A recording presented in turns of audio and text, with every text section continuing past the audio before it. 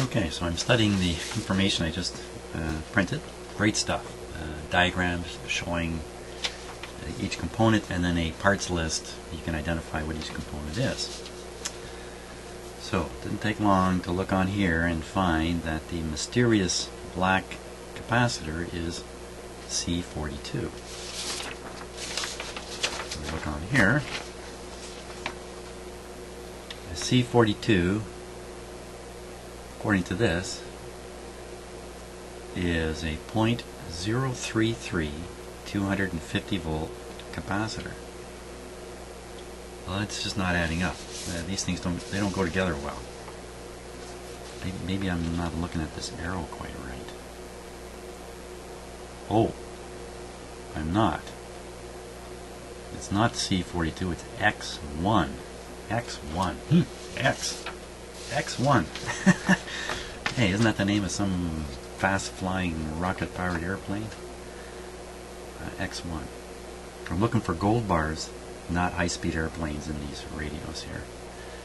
So, if I were an X1, where would I go on this list? I'll go way down at the end here somewhere. M, S, T, T, L, V, X1. There it is, X1. Power rectifiers and signal diodes. So that's the rectifier. You know, that starts making a little more sense. That makes some sense.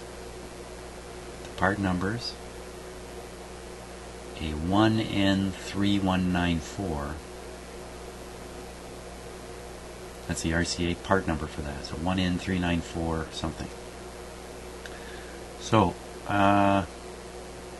when replacing selenium rectifier with silicon type, add series resistance to obtain original output voltage. It's got a note right in there. Okay, so that's probably the original selenium rectifier. Isn't that weird that they would put that note on here?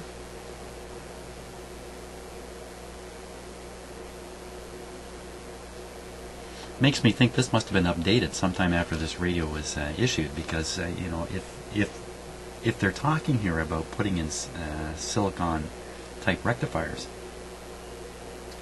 then why didn't they put it in when they originally built the set? Since I think it's a cheaper, better way to go. So it's kind of interesting how that note got on here. Oh, here's another interesting note down here. For an electrolytic capacitor, it says, not normally in distributor stock, available through distributor on order to manufacturer. Interesting. So, so that's what that is. So that all makes sense now. So thank God I checked this out and didn't go on some kind of assumption, because I really was thinking this thing was some kind of capacitor. So these two wires then coming here must be the output from the transformer, and then you got one side of the what kind of circuit is? Well, here it is. Here, let's take a look back. Oh, let's take a look back on the circuit diagram. Yes, if you just lift your eyes a little bit, Jimmy, there is the diodes sitting right there. And they're in a full wave arrangement, one side grounded and the other side feeding out 280 max voltage right into the 50 microfarad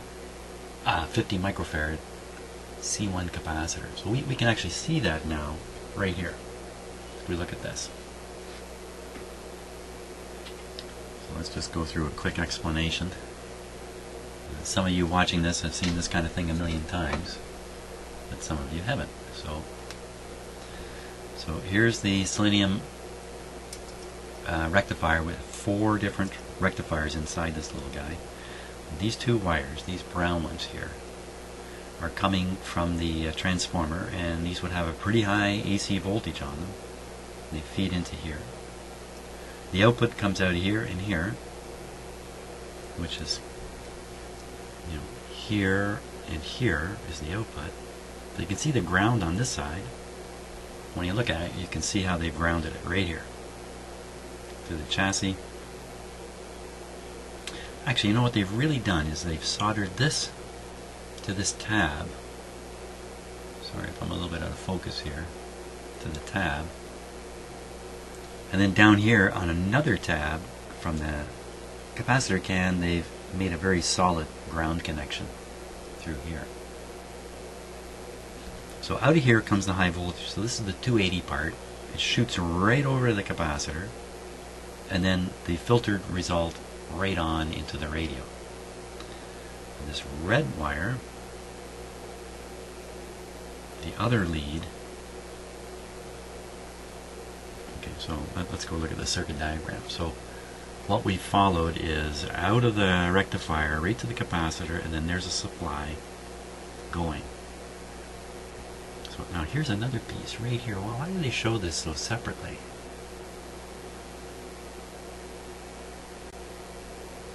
To green lead of T2. We'll assume the green lead is the red lead that we see.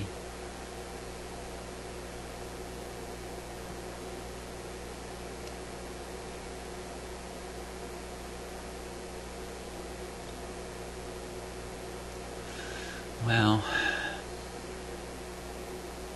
I'm going to take a guess here. Okay, so we look at this part of the supply. We get a pretty high voltage, 280, and it's like right out of the transformer. You can think of it that way. Coming right out of the transformer. This guy can produce a lot of power here. You can draw a lot of power on this line. No resistor in here or anything. So that almost certainly is the high voltage supply to the output tube, all by itself. And look at this one. This is probably other high voltage supplies that do not involve drawing a lot of current. And they have this resistor in there, which is going to interfere if you try to draw a lot of current. So if you're going to supply the output tube with this that draws a lot of current, you wouldn't want this 1200 ohm resistor sitting here. So this is almost certainly going to things like the plates of the non-output tubes. They don't draw a lot of current, and to the screen grids on those tubes. And then that's why there's a switch here. It's switching it to a different set of tubes. So you're switching on and off the high voltage supply to different tubes in the radio.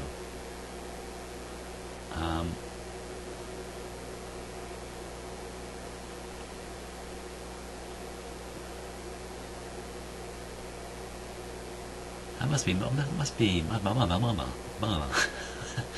okay, going back to this guy, to yellow lead of T2. I gotta find out what T2 is, because it's not what I think it is. T2, because I thought it was this, but it can't be this. That doesn't make any sense. This is here. The power. So what is T2? T2. Let's find out what T2 is. Let's find out what T2 is. Just look at this long list here now. T1, T2, transformer audio output. Oh, of course, that makes sense. So that makes sense. It makes sense. Once I'm told, I understand. I just have to be told.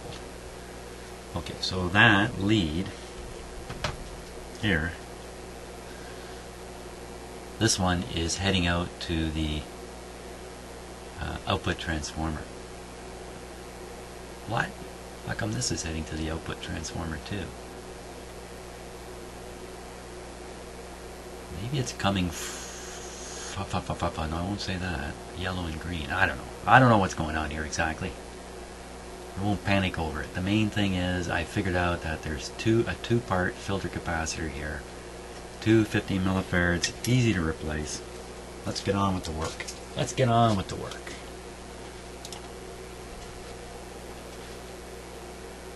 We'll get on with the work in the next video, actually.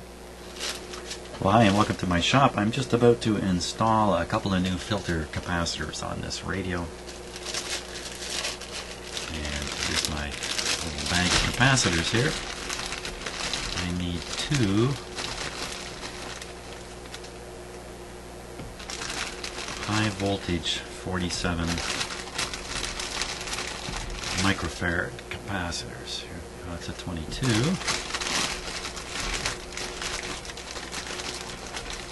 And here's a 47. So there's two. Here we are, two 47s. There we go. At 450 volts. That should be enough. Now,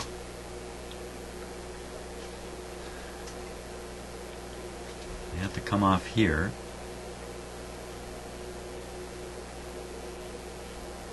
So I think almost certainly I'm going to disconnect these wires, abandon the connections here, relocate these, the capacitors, somewhere up in the radio.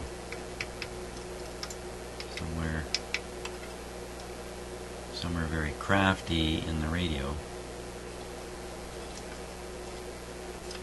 I have two of them I got to deal with here.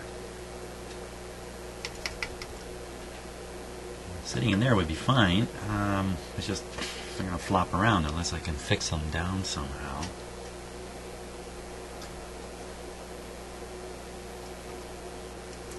That wouldn't work.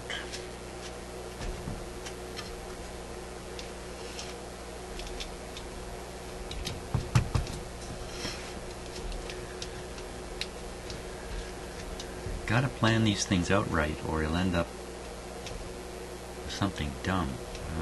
Gee, you know, the only place they seem to be able to go would be like this. Maybe able to tie wrap one under like that. Maybe one under, one over. One under, one over. That's interesting. This one here may be sticking out too much.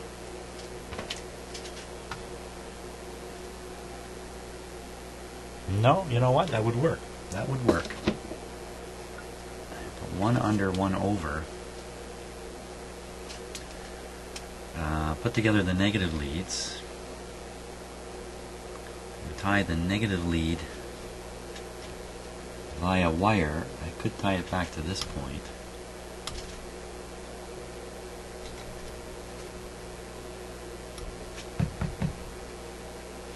Probably the best thing, and then bring this output, little output wire, cut it, install a longer wire back to here. It's really quite straightforward. Grounding is the only part that's a little odd for me. Could be other grounding points available, but this one might make sense to use the grounding point that they have set up here. Oh, sorry about that. Banged the camera with my head. So I think that's what I'll do. So I'll be running, these two wires can be transferred. They're long enough to be transferred. That's great. And this guy's got to be extended, and I got to bring a wire back to here. That's going to work. That's my plan. Got my plan. Now, I think what I'm going to do is I'm going to try to arrange it so the... Here, let's snip these wires off and see how long they really are before I get too far into this. Yellow one is the one that takes the supply.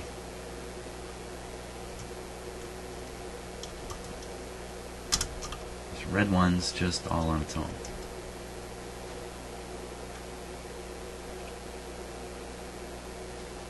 Yellow one takes the supply.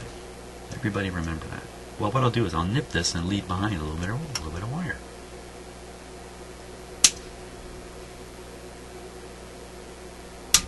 So I have little flags down here now reminding me which wire goes where. Pull these back. No slack. Okay, so they come pretty nicely over into this area here.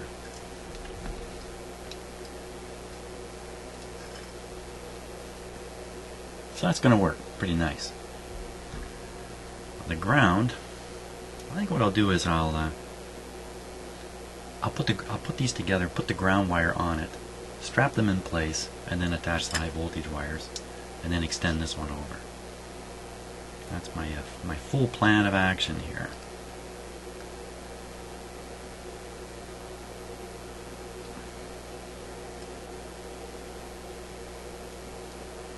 It's got to go this way.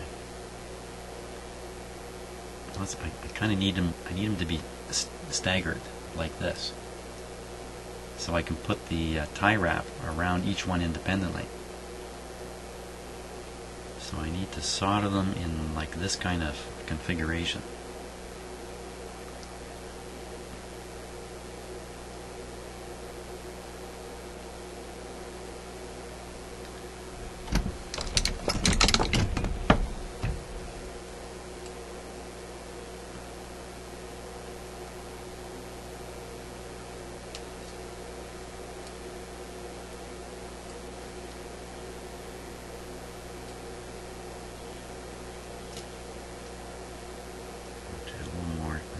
Apart while I'm doing this. So I kind of want these to go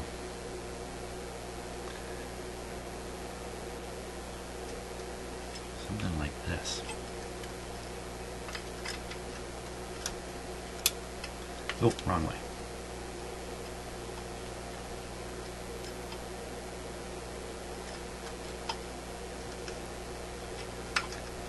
Like that.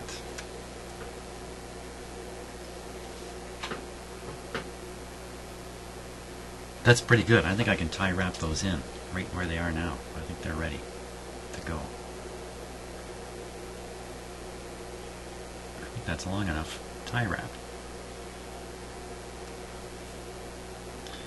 So tie wrap them in, but not so hard I can't move them around and wiggle them a bit.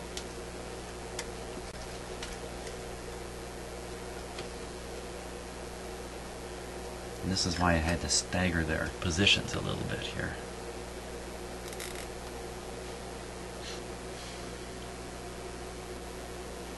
Okay, let's check that clearance again.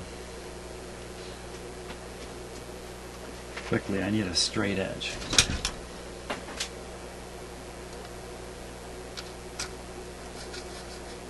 Good. That's good. I can improve on it too. Okay, so I'll strap this in just a little tighter. And I gotta get another one of those tie wraps. I'd like to meet the person who invented the tie wrap because, boy, did they ever help the world out. I wonder if there were earlier versions of tie wraps.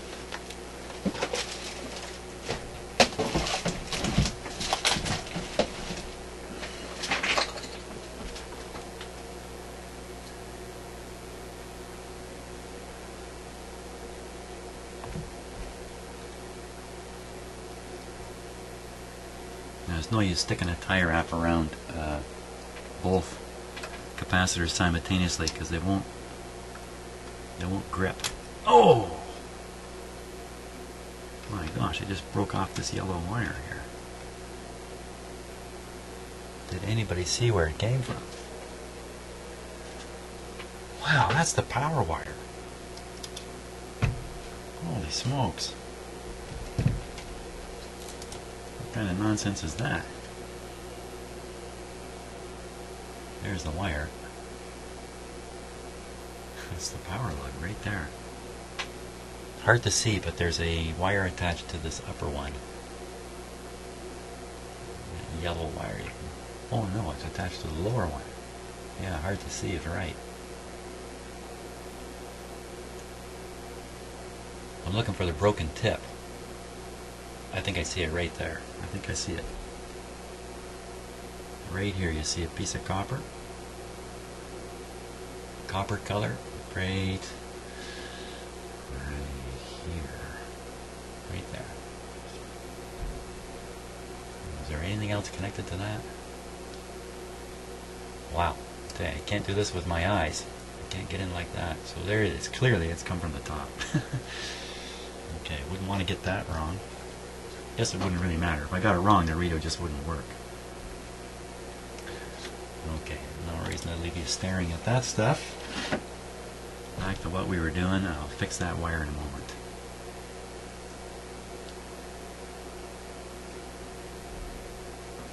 Certainly wasn't expecting the wire to break off that easy. Man, it took nothing to make it break.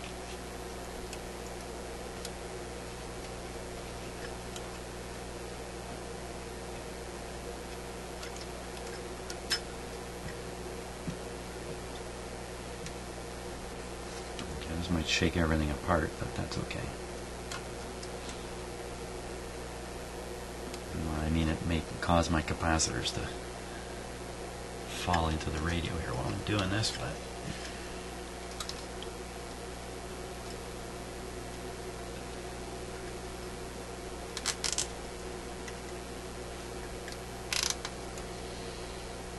okay, not bad.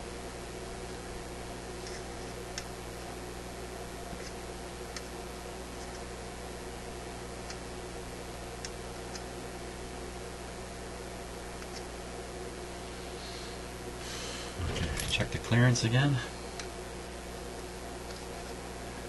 That's a bit of a problem. Push it around this way. Make it a lot easier to tighten up later. Okay.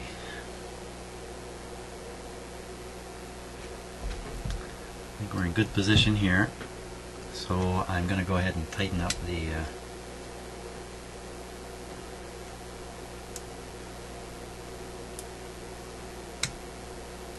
tighten these up. Okay.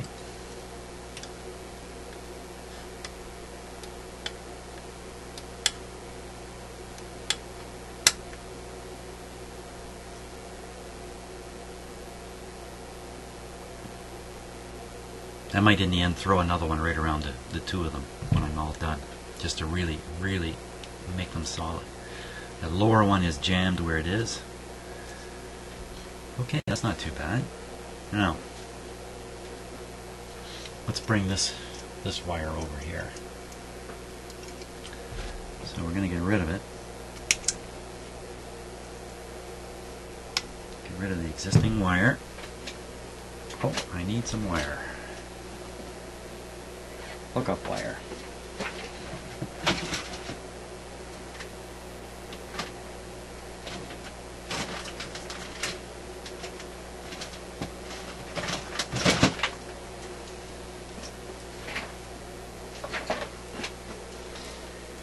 Okay, so that's a ground, no, that's a high voltage lead, so I should use red wire.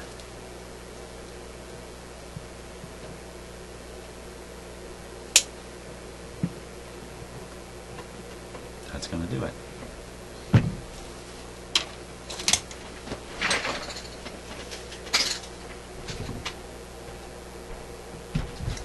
It's a pretty nice wire too.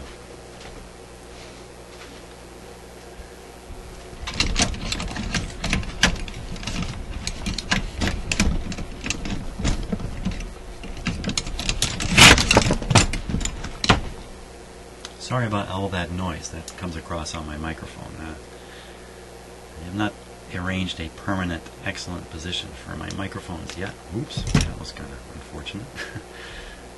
Pulled the conductor through the insulation there. So I don't want to shorten this up too much. Think I can push that back through? I doubt it.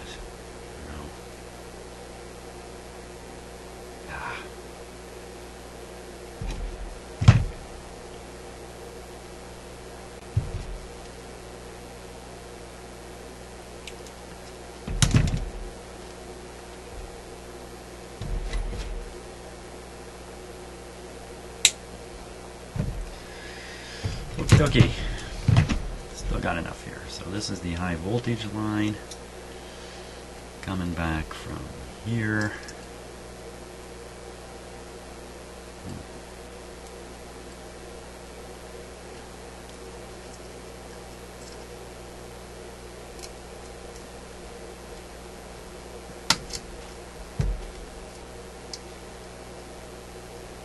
Too much solder on there.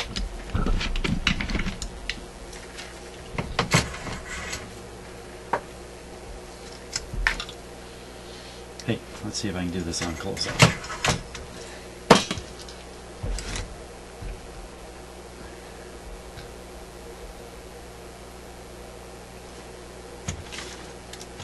There he is out of focus. And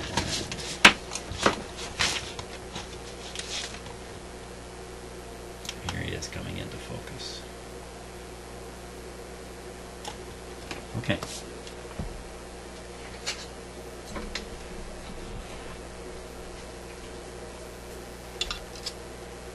Yeah, that's right. First we're going to remove the excess solder because there's too much on there to make a good mechanical connection. I'm going to get rid of it.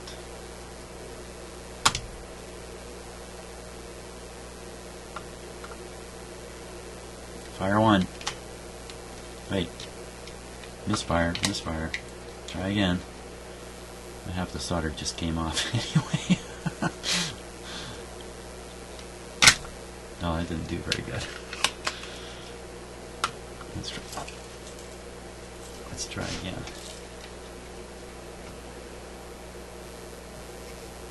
There's next to no solder left anyway. Yeah.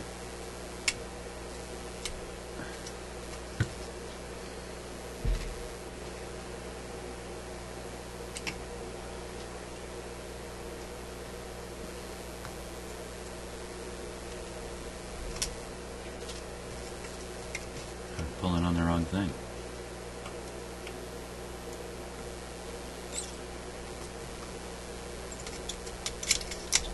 There we go. Now it's all. Now it's all cleaned up nice. Can make a much better connection here.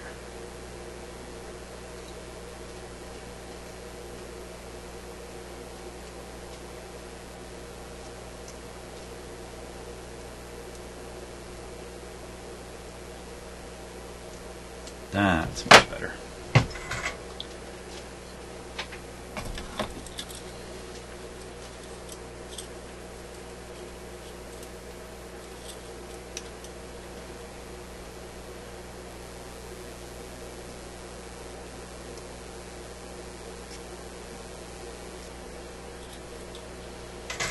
There we go. Bring this guy around. He's got to go with this yellow wire.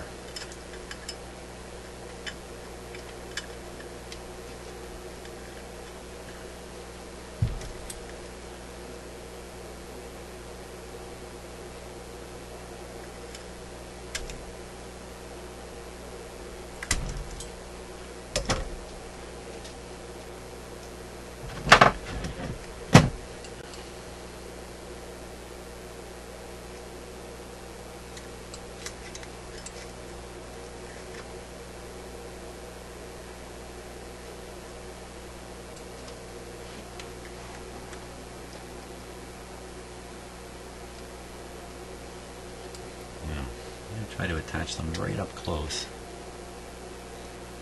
So I don't need to worry about having an exposed high voltage bare wire right on the bottom of the radio, where some poor schmo in 5 years is going to find out the hard way.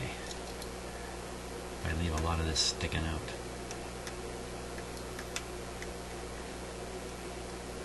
Don't want that.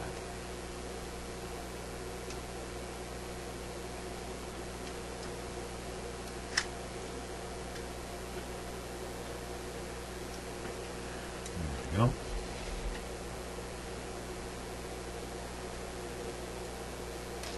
Get the yellow wire and the supply wire from the rectifier connected. And just have to throw a little bit of solder.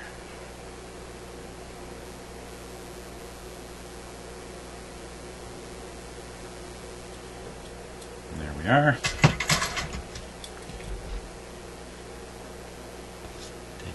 Excess hunk of wire. Oh, you're not looking at where I'm working.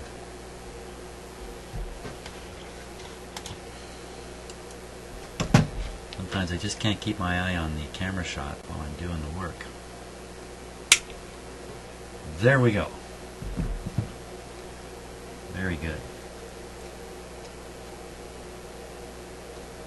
Now the other high voltage wire is up here, and we want this red one to reach it. So we can come around the back here and catch it.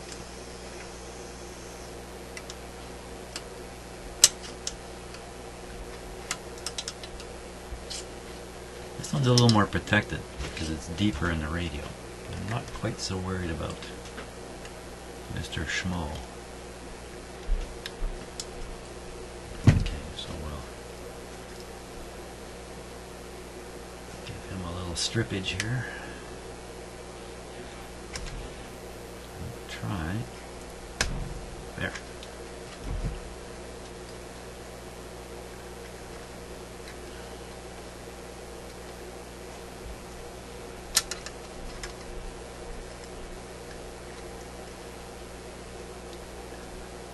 Come on, little guy. Here we go. Oh, no, he's got a mind of his own.